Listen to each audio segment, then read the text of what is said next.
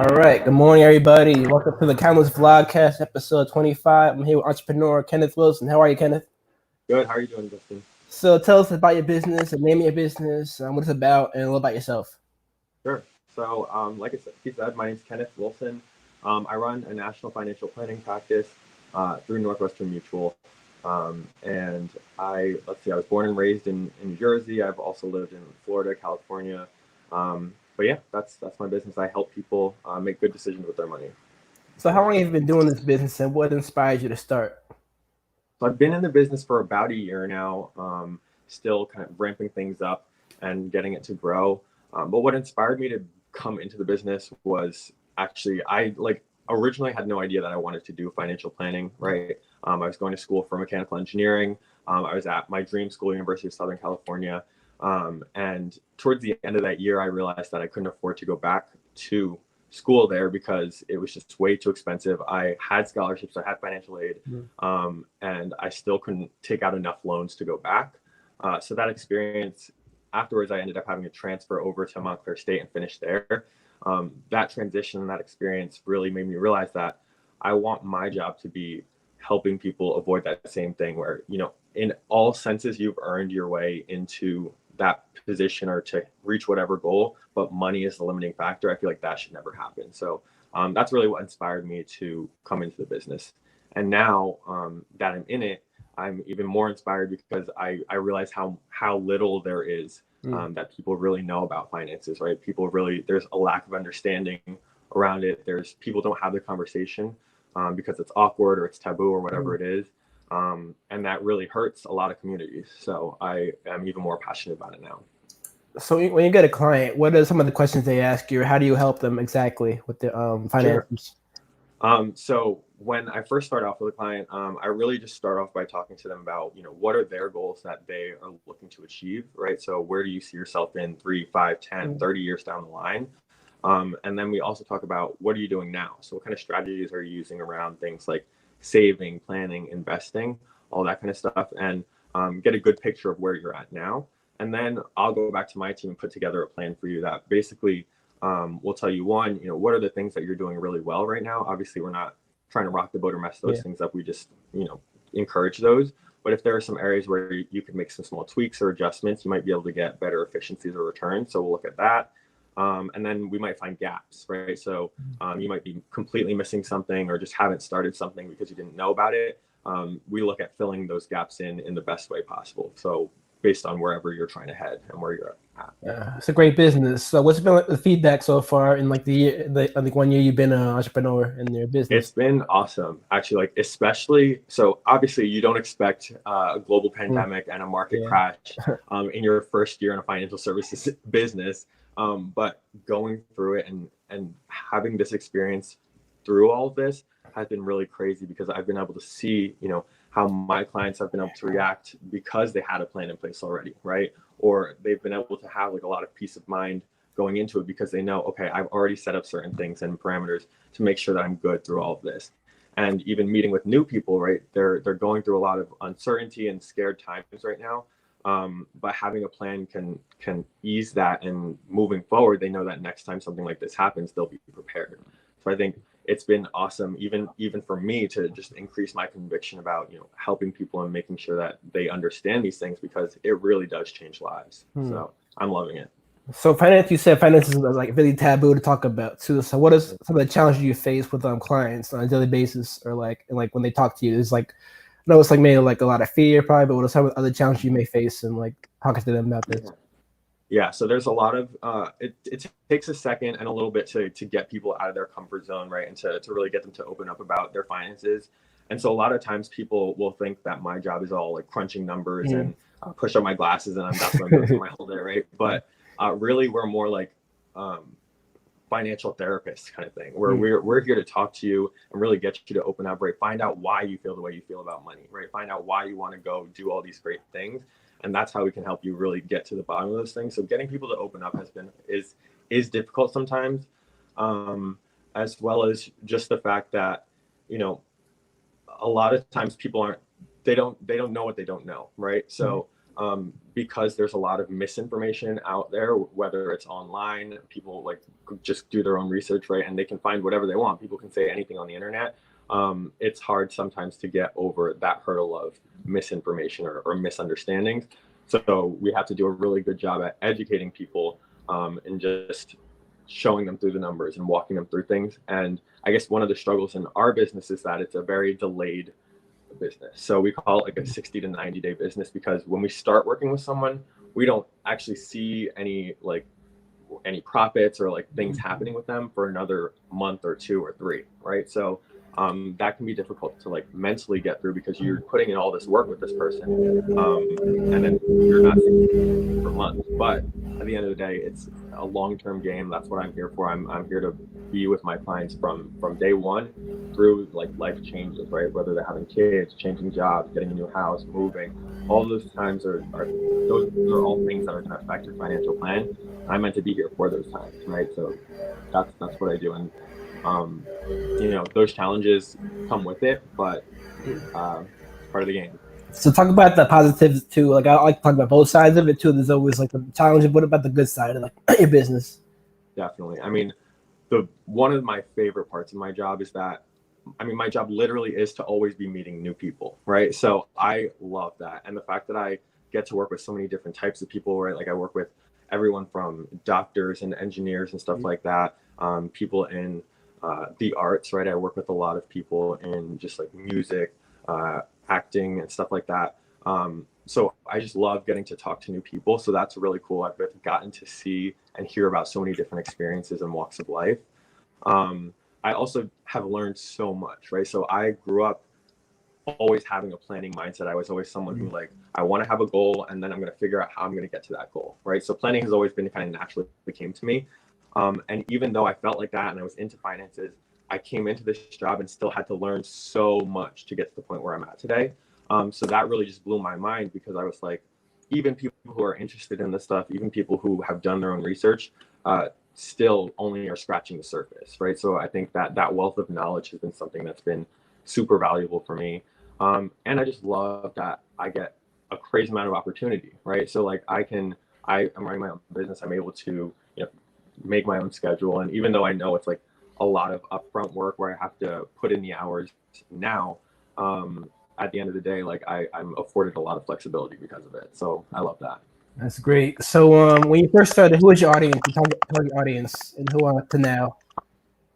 So my target audience is kind of broad, right? So I work with anyone who's really passionate about something, right? I want them to be open-minded, forward-thinking, someone who's really has some plans, has some goals that they want to achieve.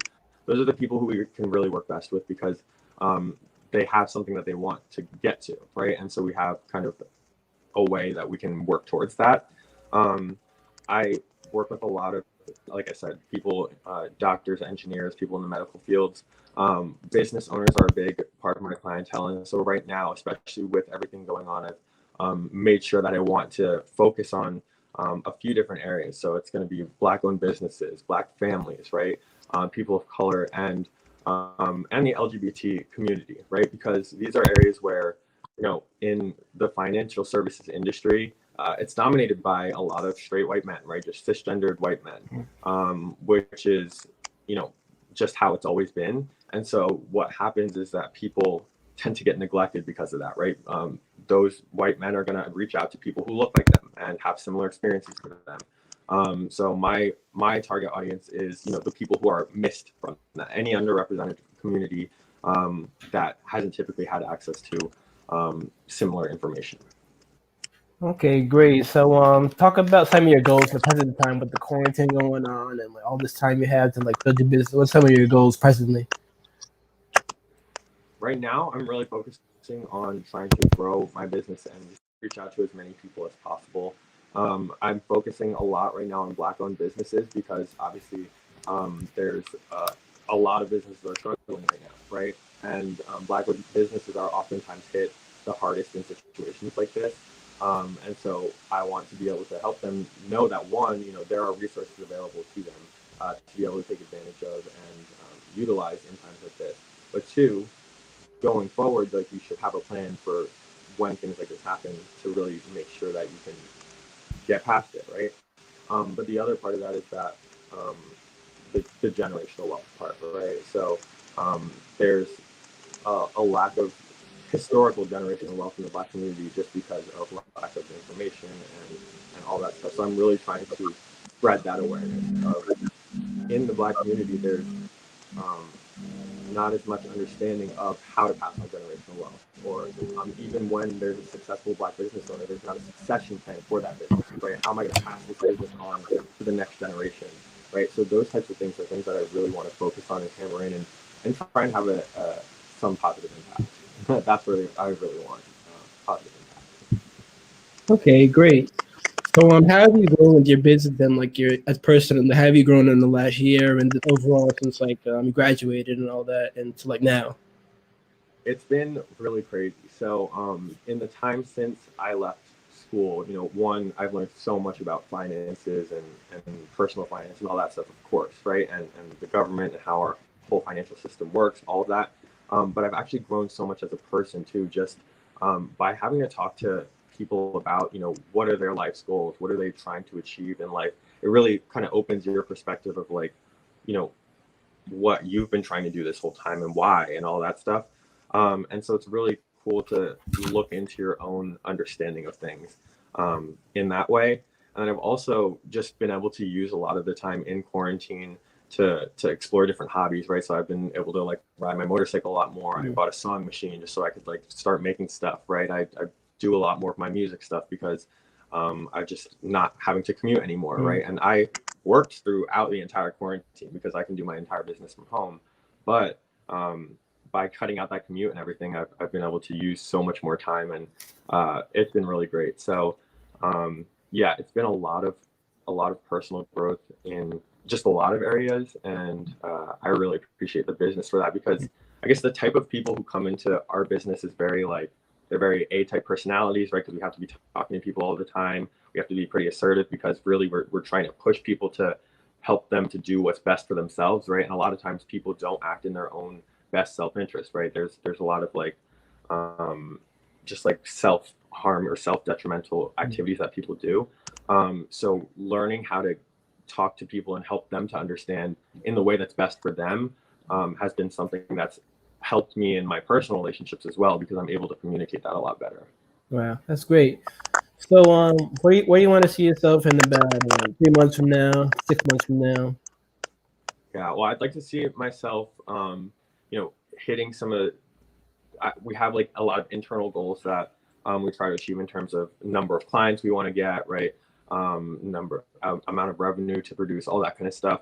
But as far as just like personal goals, things like that, I'm trying to get a new motorcycle in the next few months. I'll probably, travel a little bit. I want to go back to California just to visit some friends and clients as well over there. Traveling obviously we'll see how that goes. But those are some of the things that I'm trying to achieve. I really want to grow the business, so I'm trying to hire someone soon. I'm not sure about the next 6 months, but I'll probably be hiring an assistant definitely within the next year, because just with the amount of business that we do, doing it all myself is like not realistic. So that's been something that I'm thinking a lot about right now too. So, what are your methods of like branding and promoting yourself and your business? I'm sorry, one more time. What is the name? What are the methods of like branding yourself and promoting yourself? So right now, a lot of the way that I've acquired new business has all been word of mouth. It's been entirely, who do you know that would be open to a conversation like this, right? And that's because a lot of times, right, when you're not just gonna open up to someone about your finances, just some random person, right? And so a lot of times the easiest and best way for us to develop a relationship with someone is for that relationship to be introduced by someone they already are close to. So I'm reaching out to my friends, my people that I've worked with in the past, all that kind of stuff. And then I'm talking to all their friends, all their family, all that. Because one of the nice things about working in my business is that I get to choose who I work with, right? I can choose whether or not to take on someone as a client. But because of that, I want to work with people I like, right? That's the best case scenario. And so the easiest way to do that is to meet with people who I know and like, and then they'll know people that they know and like, and so on and so on. The problem with that is obviously that, I don't get as much reach. So I do want to work on, getting more of a social media presence for the business, things like that. But those are kind of things to come, as well as just having my website and that kind of stuff. Okay, so in terms of like, have you collaborated with other businesses, and do you want to? I would definitely love to. I'm currently working with a nonprofit organization in Texas called MAPA, which works with single mothers, and really just working to get resources for them, and education, all types of stuff. So they're a really great group, and I've just started talking with them, and we're figuring out when to get like seminars together, stuff like that. So I love to work with organizations like that who are focused on bettering people and bettering communities. I would love to continue to work with more businesses.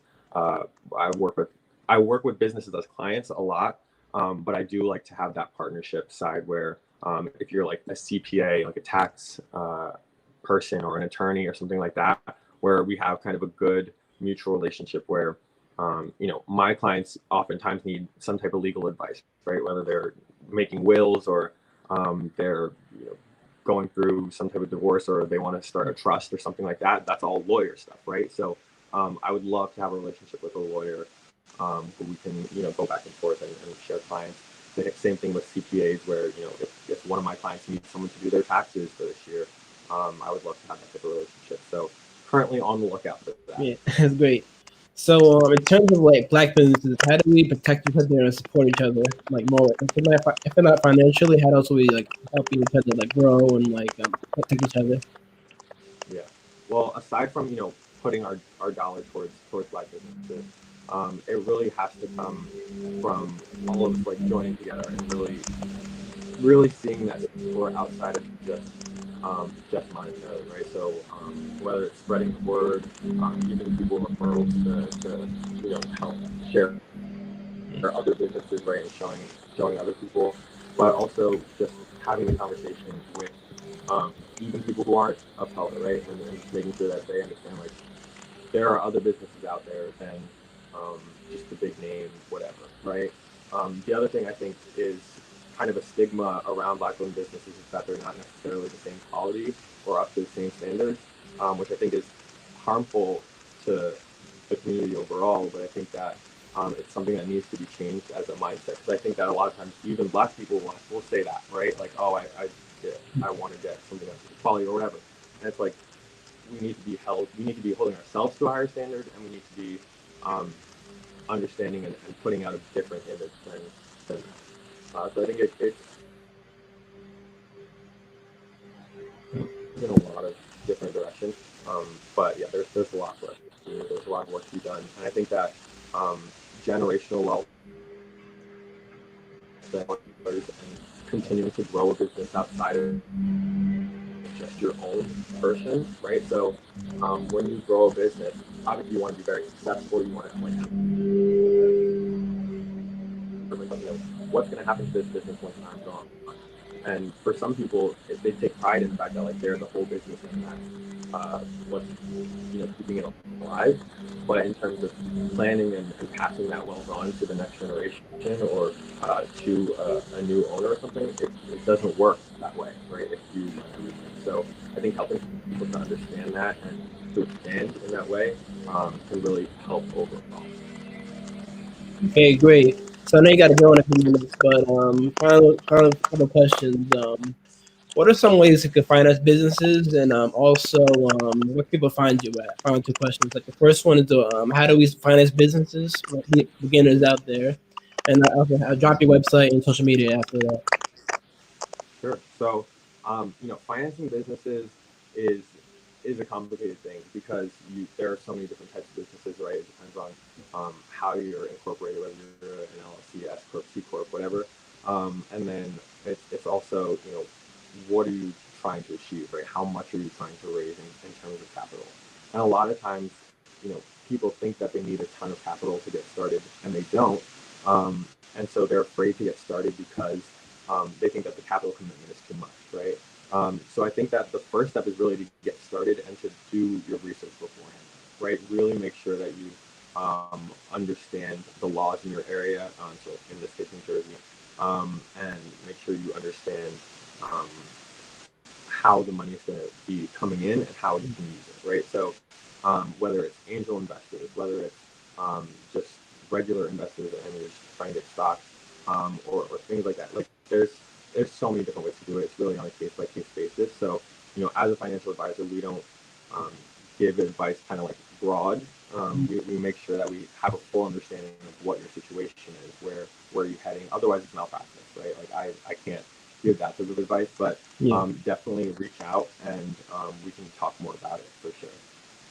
And then the way that you can do that is either through my website, which is kennethkwilson.nm.com, or you can reach me on Facebook. It's just my name, Kenneth Wilson. My Instagram is KennethW13, but I don't really use that too much for business right now. And then, obviously LinkedIn. LinkedIn would be a really good place to connect, actually. And that's just my name again, Kenneth Wilson. Okay, great. Thank you for coming on. I'd like to end here with positive words from you. You can say like make a minute message to people out there in the world, their potential clients and people out there. That's like positive message. Oh, sorry. Broke up for a second. Oh yeah, I think it broke up for a minute. One more time. Oh yeah, I was saying just like a positive message out there. I like to end these with a positive message from you. Anything you want to say to the